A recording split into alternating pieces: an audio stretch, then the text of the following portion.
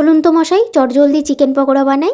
এখানে 300 gram chicken নিয়েছি, তার মধ্যে একটু লেবু দিয়ে দিলাম, তারপরে দিলাম আদা রসুন কাঁচা লঙ্কা পেঁয়াজ বাটা, তারপরে গুঁড়ো মশলা যেমন লবণ হলুদ লঙ্কা গুঁড়ো জিরের গুঁড়ো ধনের গুঁড়ো গোলমরিচের গুঁড়ো, আর দিলাম সামান্য একটু তেল দিয়ে ভালো করে মেখে 30 মিনিট রেখে দিলাম। 30 মিনিট পরে এখানে আমি কর্নফ্লাওয়ার আর একটা ডিম ফাটিয়ে দিয়ে দিলাম, দিয়ে ভালো করে মেখে নিয়ে গরম গরম তেলের মধ্যে আমি ভেজে নেব।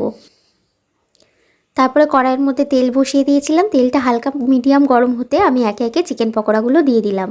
এটা আপনাকে লো ফ্লেমে ভাজতে হবে, বেশি হাই দিলে চিকেনটা উপর থেকে ভাজা হয়ে যাবে আর ভিতরে কাঁচা থেকে যাবে। তার জন্য লো টু মিডিয়ামে দিয়ে এটা ভাজতে হবে।